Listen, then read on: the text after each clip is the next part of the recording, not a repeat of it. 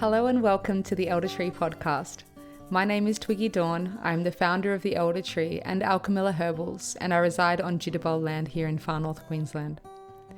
You are listening to the Herbal Education segment, where each new moon I invite a myriad of plant wisdom keepers to chat about the world of herbal education, about their passions and motivations, and their dreams for the future of herbal medicine education in Australia. This podcast is brought to you by the Elder Tree, a non-for-profit organisation whose mission is putting the medicine in the hands of the people. One of the ways that we are doing this is through this podcast. If you would like to go deeper with the podcast journey while supporting the Elder Tree for as little as $2 per week, then you can become a member of our Patreon. Thanks to all of the people and plants who have helped to make this podcast possible.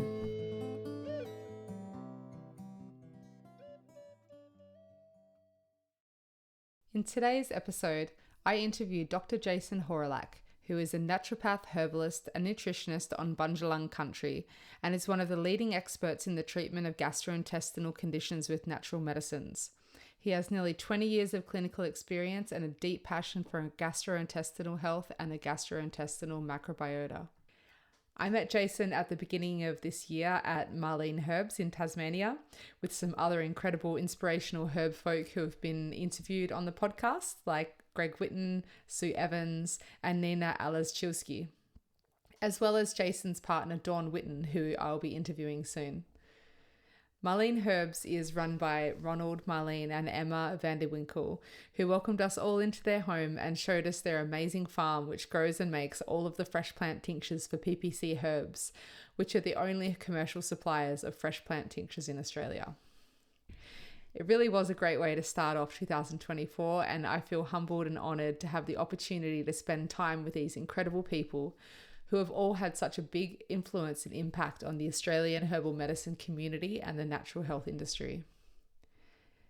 Jason purchased Goulds in Tasmania 17 years ago with Dawn, Greg, and their friends Belinda and Daniel Robson. In this interview, Jason shares how he was inspired by his time working at Marleen Herbals to create the clinic in Hobart, which offers over-the-counter consultations for low-income earners.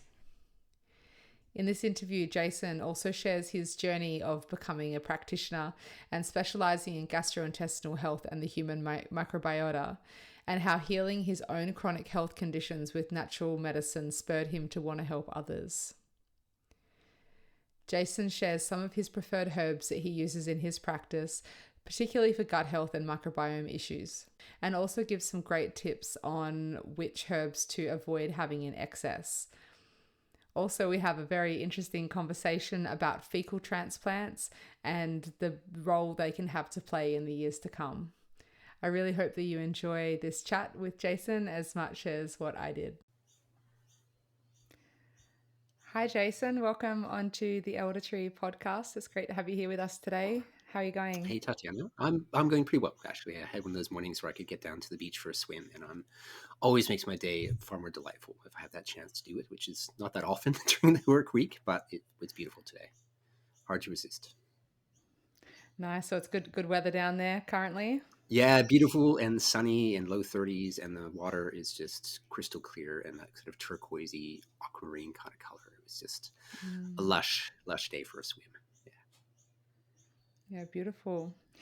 Well, I'm really excited to have you on here. Ever since I met you at Marleen Herbs in Tasmania, I've really wanted to interview you on the show because we haven't, this is like the area that you specialize in isn't an area that we've covered yet in the podcast. So, and the first question that I'd like to start with is, I'd just love to know a bit about, what made you decide to become a naturopath, herbalist, nutritionist that specializes in gastrointestinal health and the human microbiota, and what drives you, and motivates you to do the work that you're doing currently.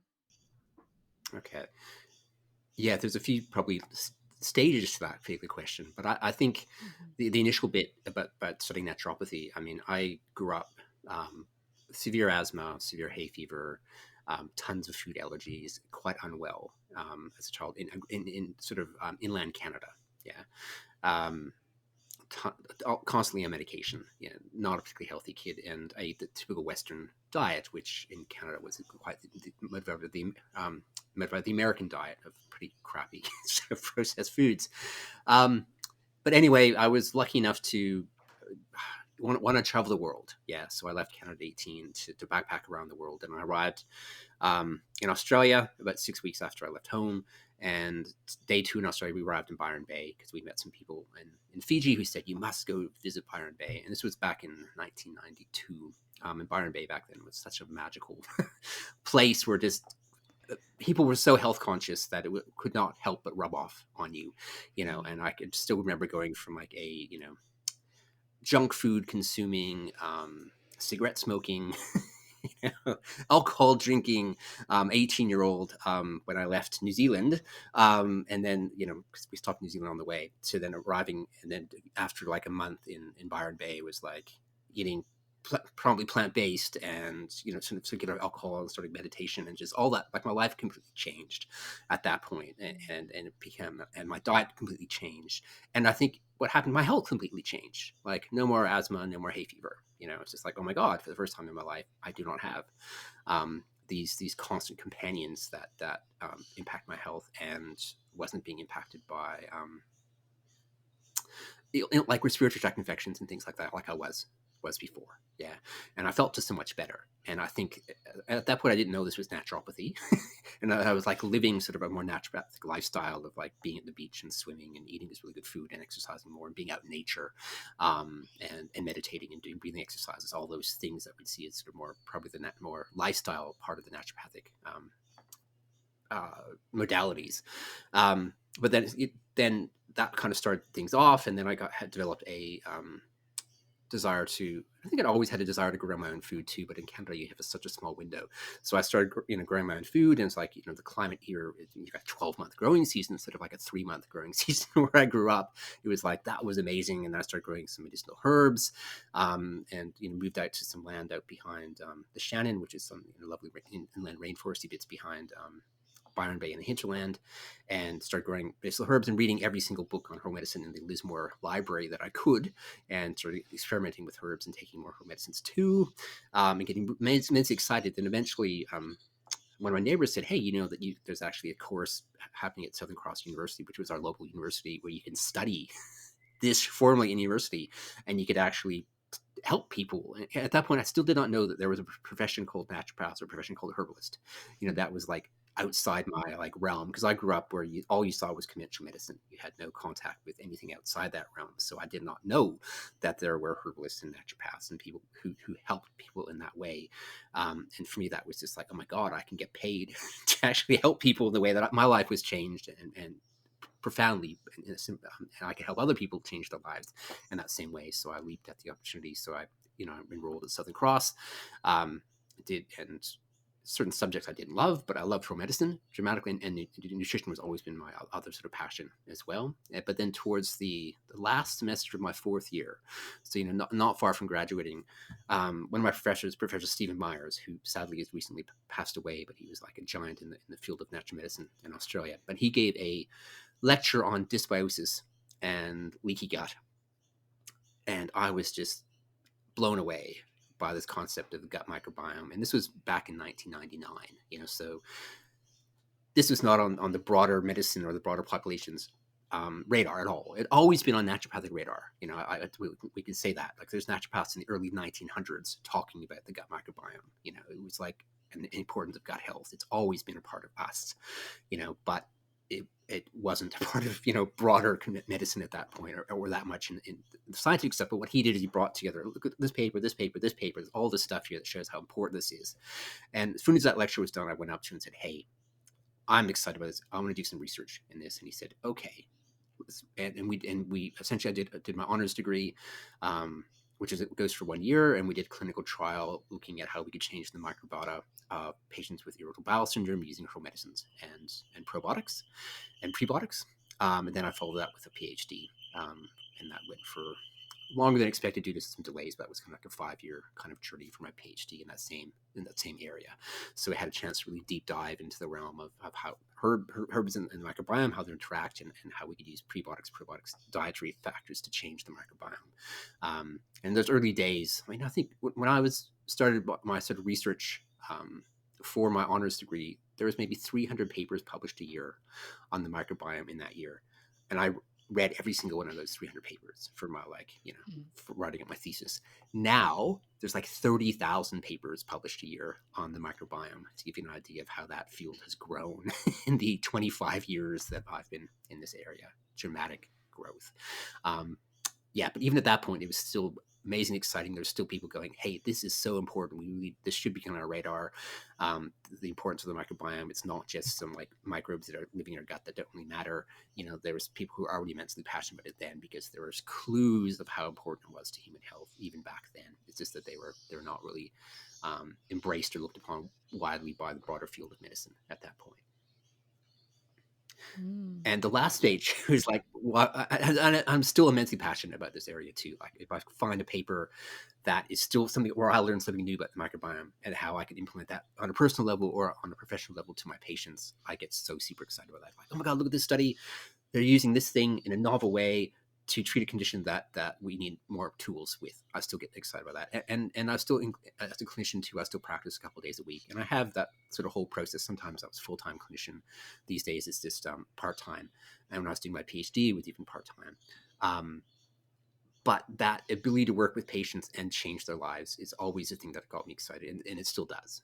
When you have a patient who's like, oh, like they're, obviously I focus as much on a lot of gut conditions and people whose gut conditions get better, but I also work with kids on the spectrum because there's so much microbiome work we can do in that population. And that's one of the populations that's immensely rewarding to work with because, you can improve their gut symptoms, but you might get massive improvements in cognitive capacity or connection, like that they might get, the kid might start having eye contact with the parents again or start communicating verbally for the first time in years. It's just like some of the changes you get when you change the microbiome in people's lives are just, it's amazing. It really is in certain cases. And I think that's what gives me great excitement and keeps me going in this, both as a researcher and as a clinician, because they feed into each other, because I want to get my head around as much new research as possible to help as many patients as I possibly can. And there are certain patients who respond to the usual things that I will use, but there's some patients who don't. And that's where having a chance to delve back into the research, going, what else can we use tool-wise to help them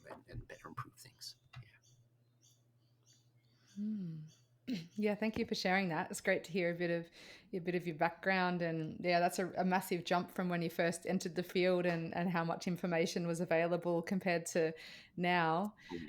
You were talking about herbalists in the early 1900s working with herbs, and I recall learning about Louis Pasteur in the late 1800s, his work at uni, just what he just discovered or revealed around microbes and microbiome and just germs and all that kind of stuff. And do you think that some of his discoveries have influenced that kind of surge of awareness and that followed? I'd say yeah, definitely. And I think probably Eli Metchnikoff probably had an even bigger impact because he sort of postulated that the gut bacteria had a huge role in longevity and in people's health. And he also was the one that went to Bulgaria, and because he thought these people lived long and healthy lives. And he said, what are they doing? They're drinking this fermented milk. In Bulgaria. Then he said, I reckon it's the bacteria in that milk. So we isolated the bacteria out of that milk, which he now calls Streptococcus thermophilus and Lactobacillus delbrueckii, subspecies bulgaricus. But those are the things that make yogurt. So everyone who's eating yogurt around the world is actually utilizing these bacteria that were isolated by Metchnikoff in this Bulgarian fermented milk back in that time. So that has had this huge impact in the early 1900s when he was talking about that and going, okay, when we drink this fermented milk, we actually stop bad bacteria in the gut producing toxins which cause disease and cause aging, was kind of his theory at that point. And I think that he probably had a bigger impact. But I think mean, people talk about Pasteur on his deathbed saying that, okay, actually, it's not the microbe isn't the most important thing; it's the train that matters. Because there used to be a bit of a debate with, I think it was Beauchamp, maybe I could be wrong on the name, but they used to debate about whether the train matters or the microbe matters. And as naturopath herbalists, we've always said the train is key. And there will be the rare exception to that, but in general, the train is what really matters. And we always talk about Pasteur deciding that actually that's right in the end. And that's why you could expose 100 people to the same pathogenic bacteria, and some will get sick and some will be completely nothing, and some will just have very mild effects from that because the train is different. Yeah, it depends on the inner ecology, the inner ecosystem, and yes, the same as in nature. I always kind of see the gut microbiome as like a nature ecosystem. It's kind of similar. If you introduce Yeah, something pathogenic I think into very much so. a well-established environment, then it doesn't really take over as a weed so well as a disrupted environment in nature. Yeah, that's a beautiful analogy. Like if you took some lantana seeds and put them into the middle of an attacked rainforest, it will it grow even? Probably not.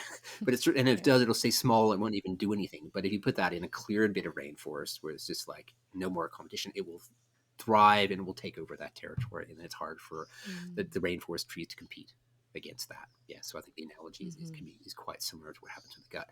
Also, in the way that we talk about this sort of loss of diversity in our external ecosystem, but it's very similar to what's happening in our internal ecosystems too, in that we're losing the diversity of our ecosystems, and the ecosystems that our grandparents and great grandparents had were so much more diverse than what we have. And we can only really pass on what we have to our kids. So every generation of Westerners, our ecosystems are getting less and less and less diverse as well. That's one of the sort of unwanted consequences of living in a Western world with Western exposures and medication use, etc. Mm. But yeah, I suppose all it takes is, people to start to like reveal that information and make it publicly accessible. And then, hopefully we might see some changes in behaviors and habits from people. I know that, you've got It the, helps. the Hawrelak Gut and Microbiome Clinic at the Gould's Clinic in Hobart in Tasmania. And, I know that you're doing really great work there with your team of practitioners, and I know that you bring in a lot of education as well and mentoring into that space. And I'd love to hear a bit about your clinic and the work that you're doing there. And as always, in particular, about the herbal medicine side of things. But could you share a bit about about your clinic in Hobart?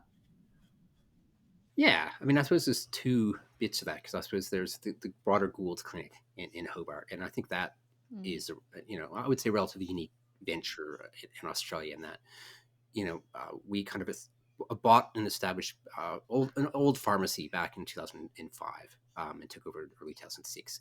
And that pharmacy was in the center of Hobart. It had sort of that lovely old woodwork and cabinetry, etc., that existed from the early 1900s. So it's a pretty unique building, and it always had because pharmacies in the old days sold herbs and homeopathics. That's what they did pre pharmaceuticals, and this one actually maintained selling herbs and homeopathics even in the day, even when they're selling pharmaceuticals too, in a much greater degree than what most sort of pharmacies did in that sort of time frame.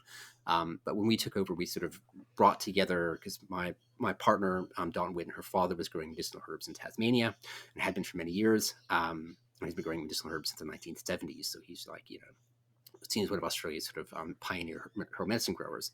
We And so have we sort of brought interviewed together, Greg okay, on the and show here, just so you know. Oh, you sorry have, to yeah, interrupt. okay. So Yeah. you're as good to know all about Greg. Yeah, and Yeah. one of the things I got passionate about, and towards the end of my naturopathic training, was making my own medicines too. So I started making my own tinctures, and I got my own percolating columns. And from probably 1997 to 2005, when we were still living up in Northern Rivers, Dawn and I were making a bucket of tinctures for our own clinical practice, and I got really passionate about the importance of us being able to make our own medicines, and the different quality of medicines we can make compared to what we can buy, and different range of medicines too, because we weren't reliant on just what industry provided us. Yeah. So we kind of brought those things together of going, okay, well, we'll start making medicines, making our own tinctures. We're going to go growing our medicinal herbs for this lovely herb farm down in Tassie. And also what I think this goes into one of the missions of Google's too was to be able to help people with lower socioeconomic backgrounds. Yeah, one thing that I learned from working up in the Northern Rivers, working at places like Marleen and Herbals, where we have a over-the-counter dispensary where people just walk in and they get naturopathic advice without paying for it. And I love that model because one, you get to work with acute conditions that you wouldn't otherwise see in practice, like respiratory tract infections, urinary tract infections, gut infections. Things like that, where people don't want to pay for an hour of your consult time, or maybe they don't have the money for it either, and you have a chance of actually helping that. And I think that's an area that is poorly covered in modern naturopathic training, in Australia anyway, is dealing with acutes. People always talk about, naturopathy is great for chronic. And I agree, it is very useful for chronic disease, but it's also immensely powerful in acute diseases too, and we mustn't forget that. And working in that naturopathic dispensary in Mullumbimby when I was up this way taught me that, and I could see it firsthand, the power. And I was like, okay, well, we're going to bring that to Hobart, that kind of way of helping our local community. So that was sort of how that our sort of model of Gould sort of evolved, and then we wanted to make sure we're teaching others to one, how to grow medicines, two, how to make their medicines, and three, about acute prescribing, because I think those are all areas that are inadequately covered in modern training of naturopathic students in Australia, and I would argue elsewhere in the world too. And that over time, as my passion probably maybe spread a little more into the microbiome world. I was always part of that too. But and as the amount of research and everything broadened in that area of the microbiome too, my clinical practice shifted from being a bit some gut and then generalist to being entirely gut microbiome focused. And then as I think the word about the microbiome became more out there, rather than just naturopaths, integrative doctors, and some researchers talking about it. It's like, it's on 60 Minutes, it's on this television show. It's like everyone's talking about the gut all of a sudden. The desire for people had for getting help to optimize the microbiome became obviously much greater, and that sort of motivated the development, I would say, of one, more courses that I teach specifically around that for clinicians to upskill in those areas, but two, the clinic that we work in now, that is essentially more of a virtual clinic, and that very few of us actually practice in Hobart, even though that's where our clinic is kind of based and reception team is based, but we're kind of based or other parts throughout Australia, so we can serve people who are wanting help with gut issues and microbiome issues specifically, because as I alluded to before, when you start getting 10, 20, 30,000 publications a year, it's pretty hard to stay up to date as a general clinician who's a generalist out there in those areas. So it's like, I think it's trying to provide that specialist care of going, okay, well, here, someone after 25 years researching this area and treating patients. So I've got lots of expertise in those areas. I'm not so good with menopause anymore, not so good with, prostatitis as I used to be, but I'm bloody very good in this particular area now from having that kind of intense focus. And there's gains and losses when you lose that generalistness. Like if someone comes to me with menopausal issue now, I'm like, oh god, or premenstrual dysmenorrhea. I used to be bloody good with treating dysmenorrhea. Now I can't, like, oh god, what herb did I used to use? That I used to have really good effects with this particular combination, but that's kind of lost. So I've lost some of my practical broader herbal skills, but in terms of being able to actually focus on just gut issues and microbiome stuff has opened up. I saw a lot of opportunities to just really service people in those areas who need help in this area. And because of that bloom of research around the microbiome and disease, that we've gone to being, microbiome only matters doesn't matter, to it matters for gut issues like IBS or inflammatory bowel disease, to actually microbiome matters for bloody everything. It's like Alzheimer's disease, multiple sclerosis, hypertension, obesity, type 2 diabetes. Like you can almost not name one disease that does not have a microbiome as a core driver. Microbiome imbalance is a core driver these days. So it's, I think, fortuitous in many ways that I was so inspired by Stephen's lecture back in the day to choose a topic that one was going to bloom the way that it was, but two, that I'm still absolutely immensely passionate about and still really love too, because you meet other people who do their PhDs in the most boring topics that they've got no interest in, that it's forced themselves to plotter through for a few years so they can get their PhD. Whereas for me, it was like, I loved every moment of it.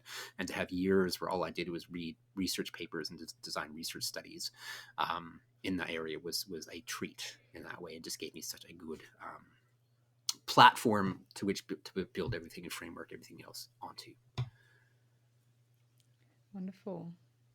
Yeah, I haven't been into the clinic, but I've been into the over the counter area of Gould's. It's Yeah, such an incredible place. Obviously, I've been to visit Greg at the farm as well and get to see where a lot of the herbs come from, and it's I really love. I actually had no idea about that connection that you used to work at Marleen Herbals, and it was a lot of that over the counter dispensing mini consultations that actually inspired creating that at Gould's in Hobart, because that is very unique and a really beautiful offering to give, particularly for people with in low economic areas, and also for people that can't wait yeah, for an appointment for a week or two because they do have an yeah, acute issue, or they just have something they need help with right now.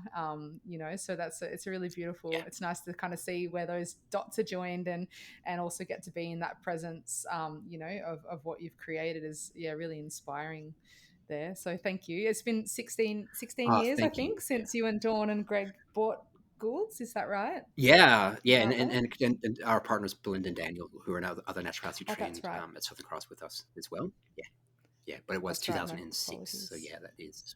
Yeah, Mm, great. Yeah, it's really great. It's great the work that you're doing there. I'd really love to know a bit about how in your clinic, how you're incorporating herbs, like what place herbs have to play, in the gut yeah, health, and what kind of herbs you're dispensing for the microbiome issues, and anything you feel to share about that. yeah. No, no, cool. Yeah, yeah. I mean, I think there's some bits I miss, a bit of being in a virtual clinic and pouring tinctures out for my patients is a core part of the thing that I miss. That there's Mm. something magical about going out the back and pouring, putting together a formula for someone and going and mixing it up. And sorry, that's a bit of a side tangent, but I do miss that bit. That's one of the things I miss most about virtual practice, as well as the connection with patients, but that connection with my medicines, because now someone else is making up that herb mix for my patient and mailing out for them. It doesn't feel quite the same. Um, yeah. So I mean, we obviously I do a lot of microbiome modulation or restoration is a core part of what I do, and work a lot with. I treat a lot of chronic constipation cases as well, and cases with small intestinal bacterial overgrowth. Those would probably be the say three groups that I work a lot with, and herbs are key to all those things. Actually, I always think sometimes I have nutritionists who study with me about, and we're talking about treatment of SIBO or treatment of constipation, and like, man, you'd be like practicing me going with tying one hand behind my back. I'm like, there's so many things you can't do if you're just using foods and not using herbs. And conversely, there are times too if you're not versed in using food as medicine stuff, you're going to be missing out on help too. But for some of these things, it's like treatment of SIBO, treatment of certain bacterial imbalances in the gut. Herbs are key. If I've got someone like yesterday we do a microbiome analysis and they have this major overgrowth of E. coli. And E. coli can be totally fine in your gut when it's there at the right amount, but when it's there at like 100 or 200 times higher amounts, and releasing its pro-inflammatory toxins into your system, it's not. So we need to address that, and I use herbs to do that. So I might use herbs like even simple garlic, the lovely humble garlic that gets overlooked because it's not so exotic as a herb from the rainforests of Brazil or something like that. But it's still an amazing antimicrobial, and it's selectively acting, despite the fact it's common. But also I use a lot of pomegranate husk as well. That's one of my like go-to herbs as something that is actually potent against a range of bacterial pathogens in the gut, from things like E. coli to Klebsiella, to Giardia, to Entamoeba, to even things like Candida. It seems to be very broadly acting against a range of pathogens, but it leaves the good guys alone.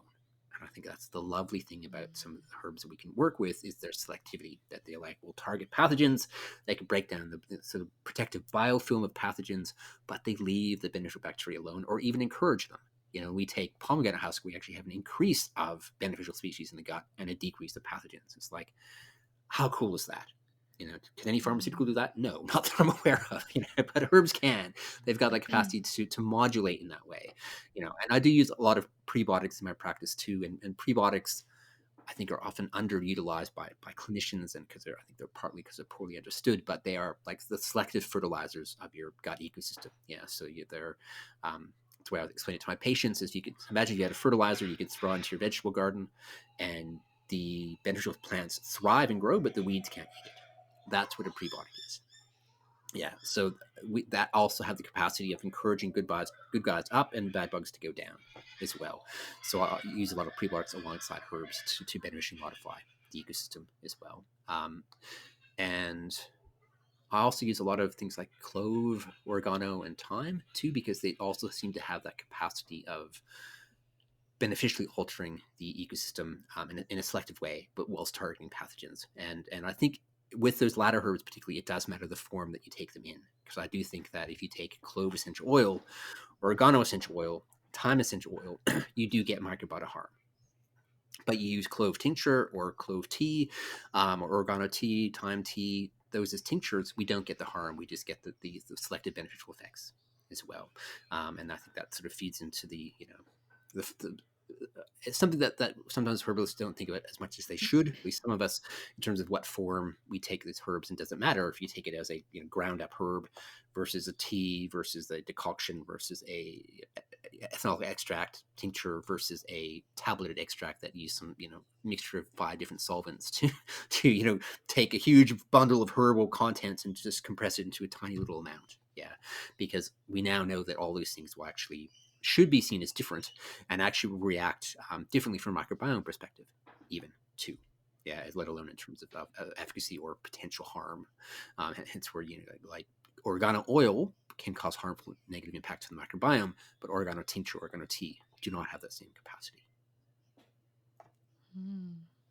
Yeah, it's such an important point that you make about like what form the medicines taken in, because a lot of people will say, yeah, garlic's good for you, good antibacterial or something like that, but then is it important that the garlic is crushed to activate the enzymes? Is it important that it's fresh or cooked, or is it important that it's extracted into alcohol, or is it better that it's dried? Or and like even like plants that are fresh and alive have their own microbiota of their own. They have their own bacteria and different True enough. life forms on them. So when I go out and I eat some oregano from my garden, like fresh, into my food or into my mouth, it's like the effects of that are going to be, I imagine, quite different to the essential oil or the tincture or dried herb or all the other forms, cooked or uncooked. So but it's hard to find information about that kind of thing that really sits there and compares. I mean, perhaps you come across good sources in your academic papers, but I find it quite difficult to find good sources of information for that. Which makes it a bit difficult. Yeah, I think stuff is scattered. I would say there's not any, because with some things like garlic, it's like, okay, we know that you're right. Allicin is acutely created when we chop the garlic or crush it. Yeah, and it has a very short half life. So if you eat raw garlic quickly, and let's say you swallow the whole clove, you'll get nothing from an antibacterial perspective, nothing. But if it's chopped or crushed, then we will get it. But if you let that sit in a jar for 6 months or a month, you won't. Because I had a patient just yesterday who was like, I make this big jars of crushed garlic and let it sit in the fridge for months and put that on my stuff. And like, that's nice, I love it, but you're not going to get the antimicrobial properties of garlic from that. You're not getting the allicin. The enzymes are long gone, and yeah, the allicin's gone. It just breaks down really quickly, and people go, hey, can you take garlic oil? No, you can't. It's got to be this product if you're going to, because you need the allicin. It's actually, so garlic is a good example. There are lots of different forms available different ways, but it's not so it's unhealthy or not great having garlic cooked or garlic paste in your fridge. It's just not going to have the antimicrobial effect that we're going to be after if we're trying to target a Giardia infection or an E. coli overgrowth, for example. But I think herbalists sometimes don't think about, like, there used to be a product, and maybe it still is available, that has 18 grams of herbal material into a little tablet this big. That's like and the dose is like 2 of those a day. And it's like, okay, that's the equivalent of 36 grams of herb, that you've packed into that at the daily dosage. How have you done that? What have you left out? And and I think it brings up questions around what solvents they've used, whether they'll even share that information about what solvents they will use. That they might have used a string of different solvents, organic solvents that we normally think are fairly toxic, to extract out different constituents and go, okay, I can take my 10 grams of Panax ginseng and shrink it down to this one little bit. What have you left out? And what are you left Mm-hmm. with? I think there's a bunch of questions around that, and particularly, obviously, my thinking is also has a microbiome bent to it, but we know that some of the constituents that are left out when we concentrate up, particularly let's look at root herbs like withania or codonopsis or the ginsengs. Some of the constituents we kind of toss away are polysaccharides. Yeah, because polysaccharides are like fiber or indigestible starches and sugars, which people have Which are gone, oh, they're prebiotics useless. as They're well. not digestible. They kind of Yeah. are. That's the thing, is that they actually Mm. feed the beneficial bacteria, it turns out. And they even seem to have a bioavailability enhancing effect. There's a very cool study they did with codonopsis where they kind of separated out the active saponins from the inactive polysaccharides, and then they kind of gave them separately or gave them together. And when they gave them together, it turns out you had this massive bloom of beneficial bacterial species. You had a decrease in pathogenic bacteria, but at the same time, you enhanced the bioavailability of the saponins. So you actually got better absorption as well as these beautiful microbiome alterations. Now, if you gave a Codonopsis extract that was super concentrated up and left all the polysaccharides behind, you would not get that. Yeah. And I think it brings up a question to do with almost any herb. You can consider something similar too, of like, what are we leaving behind when we're making an extract? And that, obviously, we've got simple extracts of using water or alcohol to the ones that we deal with herbal tablets, where they're using a range of potential organic solvents that are really selective with what they pull out and what they leave behind. Hmm. So this might be I don't know, an ignorant question, but would licorice make a good prebiotic, like glycyrrhiza? Would that make a, like, with the saponins and polysaccharides? Is that, Yeah. do you know, do I you mean, I work with, think is licorice something you whether it work with the meets the microbiome? strict definition of prebiotic, I think there's not probably a ton of research that's looked at the impact of licorice on the microbiome to date. But what has been done suggests it does have the capacity of feeding, some butyrate producing microbes in the gut. So that would be a positive impact on the ecosystem. Yes, but you're right. But then again, if you took that licorice as a concentrated extract, it may not have the same effect than if you're just chewing on the root, making licorice tea, or even the tincture, or for way that we're extracting most of the ingredients. Because if we make alcoholic extract, licorice is only 20% alcohol, so we're actually pulling out the polysaccharides quite fine in a licorice tincture. But if we made it with 45 or 60% alcohol, we're actually leaving the polysaccharides behind, and we would not be getting the same effects either. Hmm. Great, thanks for sharing all of that.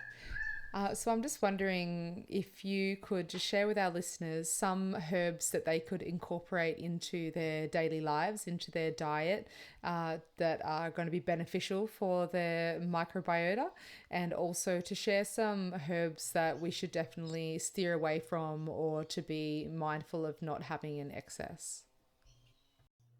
Yeah, I mean, I think the ones I think of as really good evidence around the selectivity of the impacts of microbiome are definitely pomegranate and garlic, which I've already mentioned. Nigella sativa, so black seed as well, seems to be selective, that it tends to target pathogenic microbes but leave beneficial ones intact. And bical skullcap, Scutellaria bicalensis, also seems to be selective as an antimicrobial. So those herbs that tend to have probably tannins as their or polyphenols as their main antimicrobial components tend to be selective. Yeah, because our beneficial bugs tend to actually not only not be killed by tannins or polyphenols, but they often eat them. Whereas pathogenic bacteria are often killed by tannins, which is why we've traditionally used oak bark or guava leaf or herbs that are very high in tannins to treat diarrhea with bacterial causes, because the tannins will kill these sort of pathogenic bacteria, and I'd actually include pathogenic viruses in that context too, but leave beneficial bugs intact. And herbalists have known, to use these tannin-containing herbs to treat these conditions for thousands of years. And I think we also know that they seem to have that selective action to it. Whereas you can take the herbs that contain berberine, for example, so that would be Coptis chinensis in the Chinese tradition, Berber's aristata in the Ayurvedic tradition, and then golden seal would probably be the classic example of the herb with the highest berberine content in North America. That, even going from a historical herbalist perspective, we often use those herbs short term. If you look at the traditional uses of herbs like Coptis, which is the herb with the highest amount of berberine in it, they talk about using short-term and long-term use is harmful. Yeah. And we even have that sort of tradition around golden seal too. If we use it for short-term infections, we don't keep on it for months to years at a time. Now, what I find fascinating is we're in this current world where berberine, the sort of active compound that we know is a pretty potent antimicrobial from those herbs, is now being promoted, as this sort of metabolic fixer that, you can keep eating rubbish food, but take your berberine and then you can, that'll help deal with your blood sugar, and help deal with your high cholesterol, help deal with your high triglycerides, so it's become kind of like this really, people are pushing everywhere for helping improve metabolic function, but they don't really, they're often neglecting to look at how herbalists have traditionally used the herbs that contain berberine, but also neglecting to look at the actual research looking at the impact of berberine on the microbiome too. Because it's, for me, if you're going to be taking something which is inherently an antibacterial daily for months, I want to know what impact it's having on the microbiome from that, because I expect there to be one, because it's traditionally, and it is, an antimicrobial. And we look at the data around long-term berberine use in human clinical trials, and we find that we have the exact opposite of what we'd like to see. We talked about pomegranate having increasing good guys and decreasing bad guys. Well, berberine does the exact opposite. We actually decrease levels of bifidobacteria. We significantly decrease a range of butyrate-producing microbes, which are really key, important, healthful species. But at the same time, we have this massive increase in pathogens when people take berberine long-term. And this information is nowhere near out there as enough as it actually should be. Yeah, and to me, berberine is one of those ones that I like screaming from the rooftops. Is like, is it still useful in clinical practice? Yeah, I still use Coptis to treat Giardia and for dental infections, where I'm using it for 7 or 10 days, periods of time, or I might be using black pepper alongside the berberine cleaning herb to enhance the bioavailability of berberine, so there's less in the gut, more in the bloodstream. Like, and that's key when we're treating like a dental abscess, for example, where we're trying to facilitate the the amount of berberine in the circulation to be high enough to actually have an antimicrobial effect. We want it out of the gut, and piperine and black pepper actually facilitates that. But I will not use it for long-term use. It's like, no, it's like 14 days. That's it. That's all I'm doing with that one. And I think it's just so clear the microbiome harm that we actually get with long-term use. And that's something that came where to me when I was doing my PhD. One of the experiments I did was an in vitro microbiology work where we're assessing the impact of herbs on members of the microbiome as best we knew them back in the early 2000s. And at that point, I could even see that berberine was killing the good guys too, and leaving and having killing some bad guys too. But the good guys were quite sensitive to it. That was clear. So it was definitely not selectively acting, and it's heartening to see that research has been backed up with now. We've got these large human clinical trials with hundreds of people showing that kind of the impact we're actually having. I just really wish that people that are prescribing berberine were, for long-term application, were really aware of the microbiome harm that comes with it, because I think that even in the realm of pharmaceuticals, they're starting to think about the negative, harmful impacts of pharmaceuticals on the microbiome now that they weren't, 20 years ago. So I think it's even more important for us herbalists and naturopaths who are always on about, protecting nature, protecting our inner nature, to avoid using herbs that are actually causing, microbiome harm to our patients.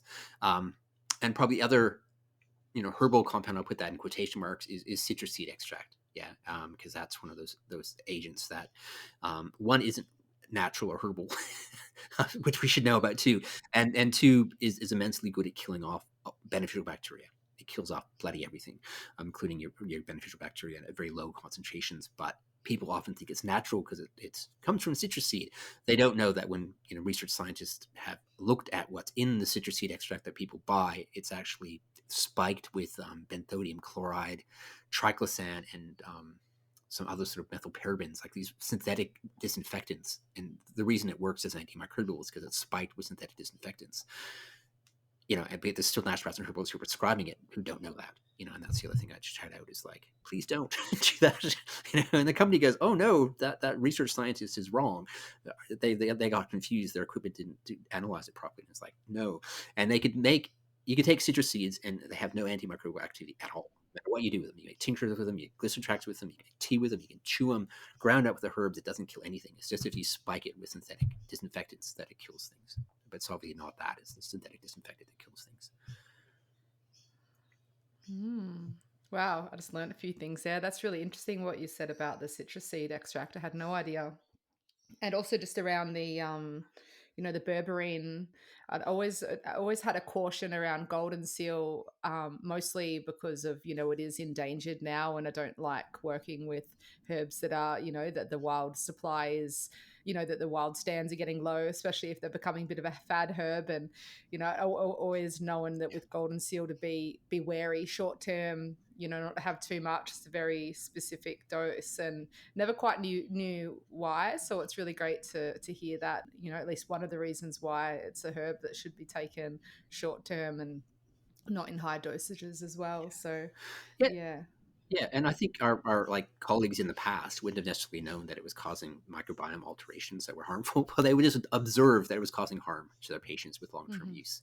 And now that we've got better techniques, we can see the mechanisms by which it's causing that harm. Whereas before, they're just using their clinical observation that okay, this is good in this period of time, but if they stay on it long term, we start getting harmful effects. Therefore, we should just use it short term. Yeah, Mm. Yeah, that's the practitioner's creed, isn't it? First, do no harm. That's always the first rule. Yeah.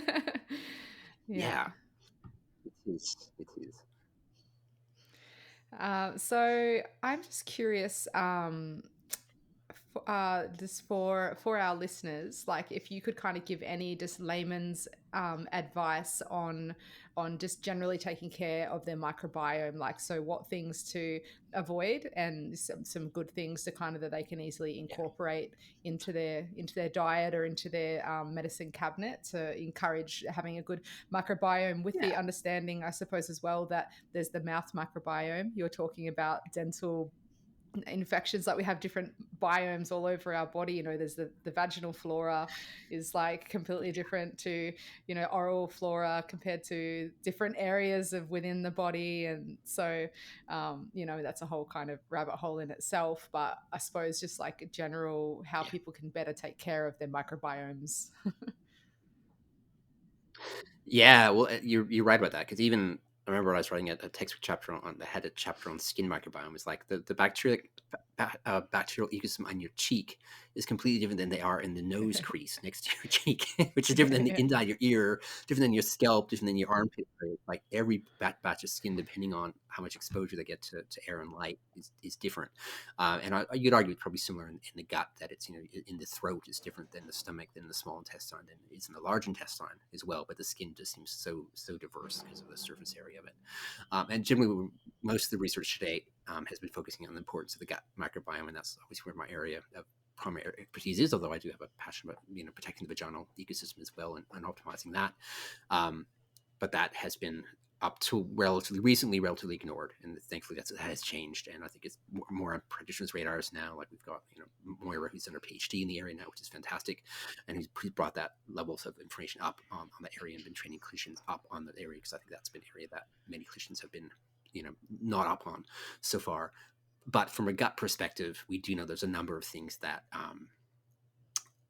cause harm that are in Western life we get exposed to. So, some of those ones will be obvious, like antibiotics, but I think it's worth pointing out that the impact of antibiotics isn't as, I would say, mild as what people think. Okay, because I think there's a general sense that, oh yeah, I'll take a course of antibiotics, then I'll pop a probiotic pill or eat a bit of sauerkraut, and everything will go back to normal. That's not real. So I think it's important to note that that's not what occurs. Okay, like you can have a single course of antibiotics and you can lose, as one study found this person lost 9 species of bacteria from a single course of antibiotic. They went extinct. Yeah, from the ecosystem, 9 species from a single course. And eating sauerkraut or kimchi is not going to replace those 9 species, because they're not the ones you find in sauerkraut or kimchi. Yeah, and listen, this is coming from someone who eats sauerkraut and kimchi a couple times a day. I love them, but they're not going to do that. Yeah, they're not going to replace or regrow in your gut, nor will kefir, nor will kombucha, or probiotic supplements. They don't permanently colonize either, and they can't make up for extinction level events of your indigenous population that has been passed down your family line for generations. That's the other thing too. Your microbiota is completely unique, most similar to your siblings and your mom and your dad, but completely unique to anybody else. And it's been passed down generation, and then the last few, we've been narrowing it down to the antibiotic use and C-section births and formula feeding and other medications too, like proton pump inhibitors people use to treat reflux, also inhibit a range of bacterial species and really shrink down one's ecosystem. And so many people are taking proton pump inhibitors. It's crazy. So avoiding those things as much as you can. It's not to say, listen, if you've got a life-threatening infection, you take your course of antibiotics. Of course you do. Or limb-threatening infection, yeah. But if you've got a slight cough from a viral infection, don't. It doesn't make sense to do it in that situation. So it's a judicious application of the antibiotics and using it when you actually really need to, not when it's just like, oh, maybe it might be helpful. Let's just trial it out. It's like, no, there are negative repercussions of that. And it's really important to note that it's much bigger than what we thought 20, 30, 40, 50 years ago. It's actually, you get extinctual blends that aren't easy to repair unless you do a poo transplant, where you get exposed, to those microbes again from your environment, and particularly from your siblings or parents' poo. That can grow back in your gut at that point. Yeah. And I think also there's research delving into the impact of forever chemicals to things like glyphosate or phthalates and things like that. They seem to have, not surprisingly, negative impacts on the microbiome. Ultra processed food, again, not surprisingly, is problematic. And some of the compounds they add to those foods, like dietary emulsifiers, I think are particularly problematic in that they actually seem to strip away your protective gut lining too. So you get, like those ice creams you could buy in the supermarket that are like $3 for these giant tubs that are filled with sugar and processed vegetable oils and emulsifiers that make it all smooth and make your tongue kind of enjoy the smoothness. Those emulsifiers strip away your protective gut lining and kill beneficial bacteria. Yeah, and that's becoming more well known too. So it's avoiding obviously ultra processed foods, but really reading your ingredient list well for anything that's processed in any way if you're forced to go down that path. So I think those things are worth noting too. From a dietary perspective, it's clear that the majority of beneficial species in our gut are fiber consumers or resistant starches, oligosaccharides. So I always suggest is having a predominantly plant-based diet. Doesn't mean it have to be all plant. It's just predominantly plant. That's the key thing. And having diversity of plant stuff too. So rather than eating just when you can, and I would work with patients who I can't eat a diversity of plant foods due to gut issues, but when you can, have the widest spread. And I suggest my patients aim for 40 plus different plant foods per week.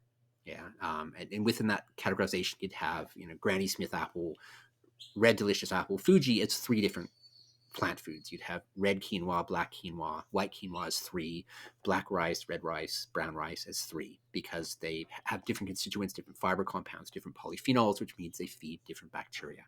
When we have a diversity of plant foods in our diet, they contain all different types of fiber. Fiber doesn't come in just one shape. It's a multitude of shapes and sizes. And when we eat a diversity of plant foods, we feed a diversity of microbes in our gut. And that's one of the best ways of actually improving ecosystem health and enriching diversity, is actually eating the widest diversity of plant foods possible and eating whole plant foods, not minimally processed foods altogether. And other ways we can improve diversity are, I say, sort of old naturopathic ways, I'd say, of spending time in nature. Going for a rainforest walk or walk on the mountains or at the beach, organic gardening too. They looked at people's gut flora. This was a study in America, looked at springtime before gardening season, and looked at the end of summer.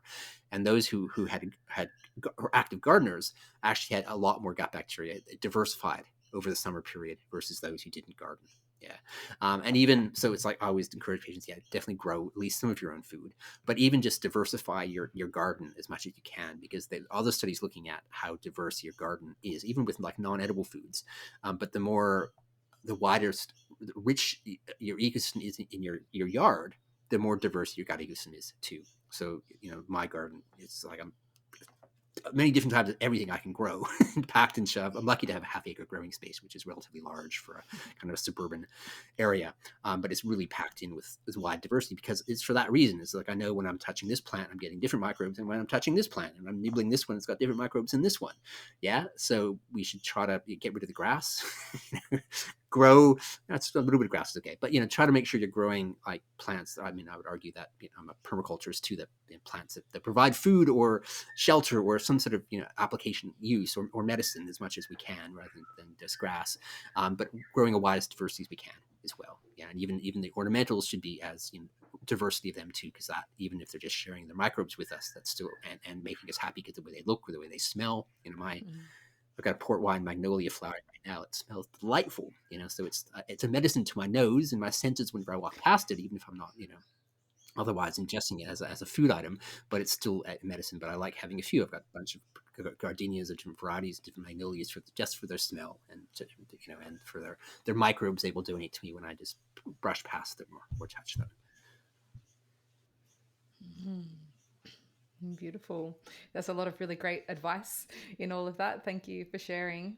Yeah, really great advice. And That's right. All came rolling yeah. out once I started. It was like, yeah. Yeah, something that you said at the beginning of that as well, you were kind of talking about how when that study, when someone had just one course of antibiotics and that made like 9 native strains of beneficial Yeah, bacteria just go extinct from their ecosystem. And then you were also then talking exactly. about that's, stuff that's microbes that are being passed down through the family lines. And so that got me thinking about the role of fecal transplants, which is something I've thought about a lot, I've never done, but then I suppose how possibly better it is to have a fecal Yeah. transplant from a healthy family member. And just, yeah, could you actually just share a little bit about fecal Yeah. transplants and their role in microbiome therapy? Yeah. And I think this is going to grow in the next 5 years, 10 years. Fecal transplant, or FMT, fecal microbial transplants, or that the discussion is going to grow. Their use of medicine is going to grow dramatically, because I think they have huge potential, even if we still probably are missing certain aspects of matching donor to recipient well. Yeah. And this is where I think you're right, that I think likely the best donor, if you can get it, is someone in your own family that has a healthy ecosystem and a um, healthy way of viewing the world, and healthy metabolism, healthy weight. There's a bunch of stuff we know we can pass on through FMTs. We can pass on depression. We can pass on obesity. We can pass on, metabolic disease through fecal transplants too. So we have to be careful of screening people adequately for that. But assuming that those things are all good and they have a healthy microbiome and they're happy and healthy person in your family, then you will know them well. You'll know their character traits. You know their history really well. And I think that probably end up being the best options for many people when that is applicable. But there is some amazing research where they looked at, there's a couple of case studies published with Alzheimer's disease of people that were essentially received FMT, not for Alzheimer's, but because they had Clostridium difficile infection. So C. diff infection, or Clostridioides difficile is its current name. But they had lots of antibiotics. They developed a super infection with C. diff, didn't respond to antibiotics. And so then they're like, okay, well, let's do an FMT at last stage. And I think both cases, it was actually from their partners, long-term partners. But they kind of assessed them over time. And these people actually, their Alzheimer's went, after the FMT, 6 months later, they no longer had Alzheimer's disease anymore. They didn't meet the criteria. Their cognitive was better. Their words were better. Everything, they looked after themselves better. And there's cases of that, similar in Parkinson's and multiple sclerosis, where we see these pretty dramatic changes. And this is backed up by for animal studies too, where we can take young mice and do poo transplant from old senile mice, and they become old and senile really quickly. And conversely, we can take a poo transplant from a young healthy mouse and give it to a old senile one, and they stop being senile and they start behaving like a young, active, energetic mouse again. And even they can clear Alzheimer's plaques from their brains in these mice from just doing a poo transplant. So I think it offers like a tremendous potential when we can get good at really matching people out well. Because I do work with kids on the spectrum, and some kids are doing fecal transplants, and sometimes there's amazing change where they go from being completely nonverbal, not present, like no eye contact, they're in their own little world, and then 2 days after an FMT, they're speaking, they're verbal, there's eye contact. It's just like night and day. But then other kids where there's no gain from the FMT, and you're like, okay, what's happening here? We're probably not matching things right. And we was at conferences the last couple of years in Italy, talking about the microbiome there, and people that are like devising strategies on a European scale about FMT guidelines, etc., talking about finding the super donors. And this is actually really hard in Western nations. Like, how do you define someone who's a really good donor? Well, someone who was breastfed, someone who was born vaginally, someone who did not have antibiotics before the age of 3 years of age, and preferably not in the last decade, eats really well, has always eaten well, And really whose happy, parents positive haven't had a attitude, lot of physically fit. antibiotics as well? Is that like a real Ideally, factor as well? yes. Like their That's going back parents another also haven't, yeah. Yeah, it is. It's probably less discussed than what it should be, but you're spot on because because you can only pass on what microbes you had. So if you've had 10 course antibiotics and then you give birth, your ecosystem's way less than what you were passed on from your parents. Yeah, so that's what you've got. So yeah, that is a consideration, but it probably doesn't get discussed nearly as much as it should. but that's the tricky thing, is finding that. And I know there's this one guy in the States that's sort of screening people to find super donors. I think it's like maybe 1 in 10,000 or 100,000 who actually fit the criteria now. And that's shocking in so many ways, but also understandable, because as a clinician, it's like, how many people do I see that actually had the ideal circumstance? Is like, not many. It's the kids of naturopaths, I would say, have got the greatest chances of actually meeting the criteria that we actually have delineated there. Yeah. And there's not that many of them, but then still, some of us as parents, like me, I grew up eating crappy Western diet, ton of antibiotics as a kid, so while my kids have antibiotics and have had great diet all the way through, my ecosystem is really lacking in richness because of what happened to me in my childhood. Even though at 18, 19, I discovered healthy eating and completely changed everything. It's as good as I can do, but I couldn't fix up the damage that was done that earlier time point in terms of diversifying my ecosystem. Yeah. So I think it is interesting. And I think, thankfully, there are researchers out there who are going to remote cultures in the Amazon and in Africa and taking stool samples and fecal banking what the human microbiome is supposed to look like. It's like, this diversity, this is what it's supposed to look like. This is what we've got in Westerners now. Luckily, we still have some hunter-gatherer societies who are still living a traditional way of life, who we can actually look at their microbiomes and look, this is what humans used to have. This is what, agrarian healthy people have. This is what,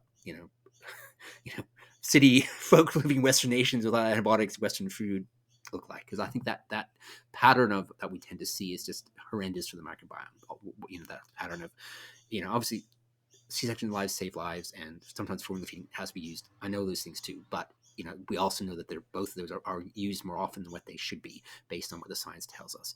And same with antibiotic use in childhood too. Like, you can have kids who have 30 courses by the time they're 3, and some kids that have no courses, like mine, till they're like 30, so it's like quite different in terms of what their exposure can be, depending on their upbringing and their exposure to I would say medicine in some respects, because there's some people who, like, little sniffle, like me, like when I was a kid, it was like anytime I had a sniffle or cough or anything, is like, here, take a course of antibiotics.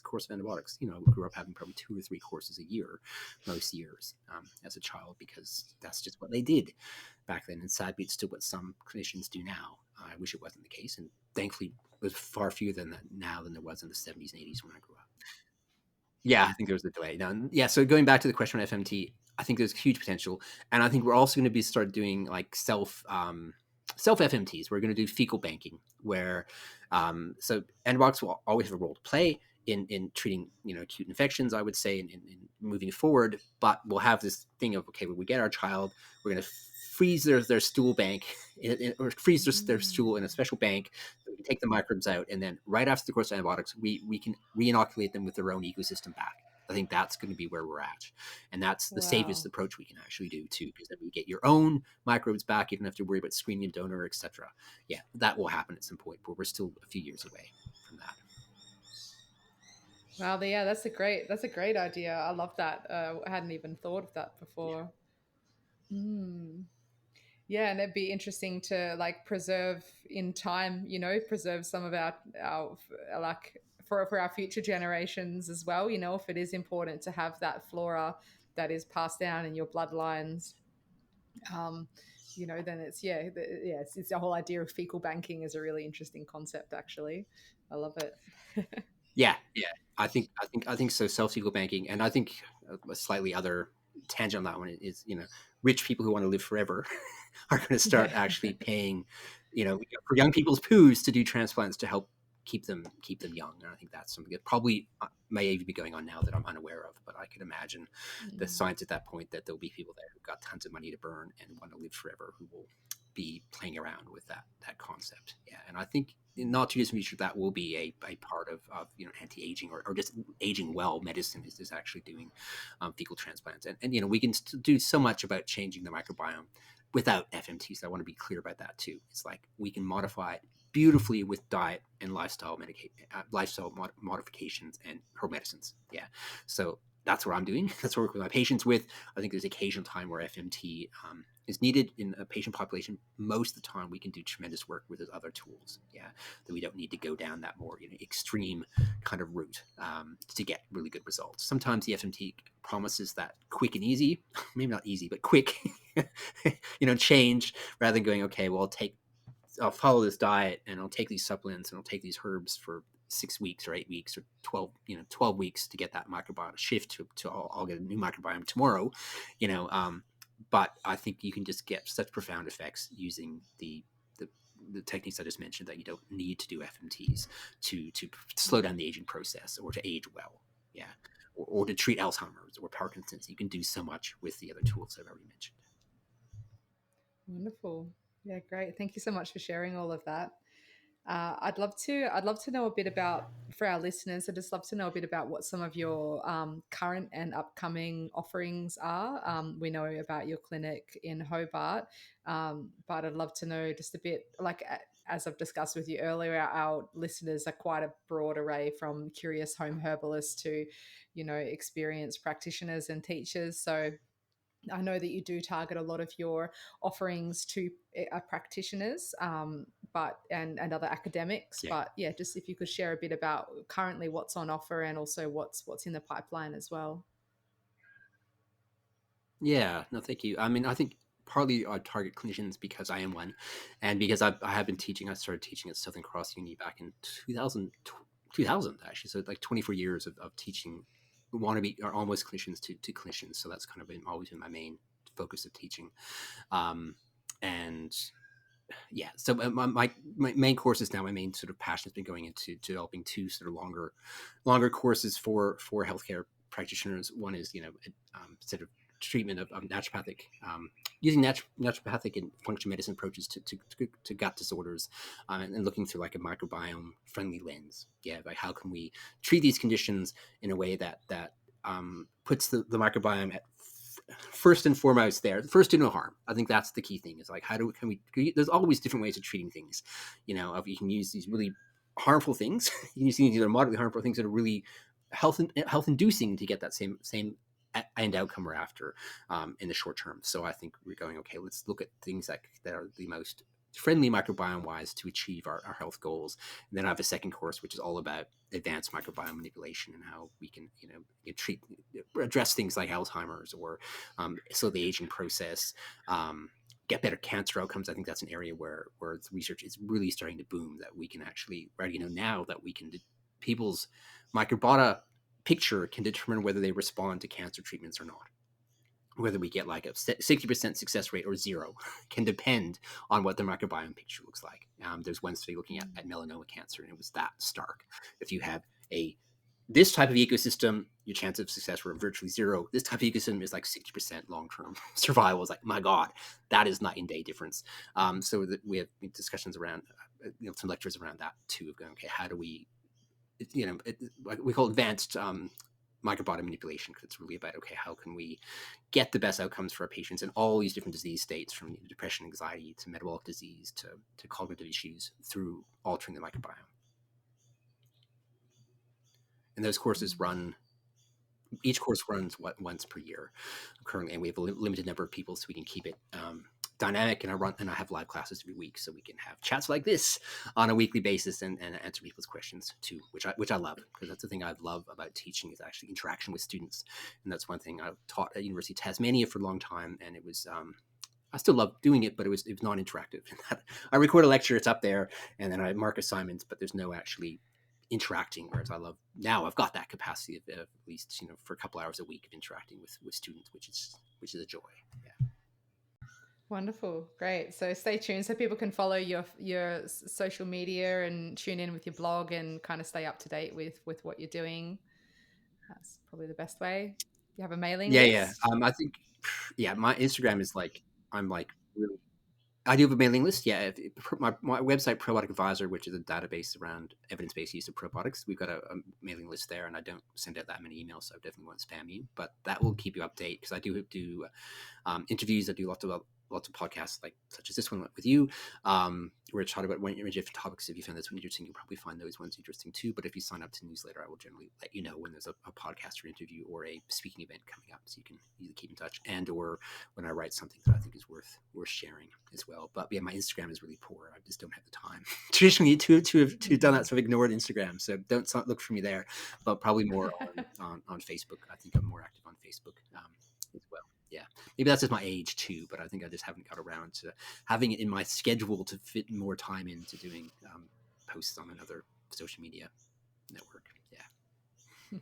It's definitely very time consuming. And for the listeners that might be scrabbling to try to find you right now while we're saying it all, don't worry, it's in the show notes. I'll put all the links to all of that, to the Probiotic Advisor and everything in the show notes. So people just look down there if you want to find out.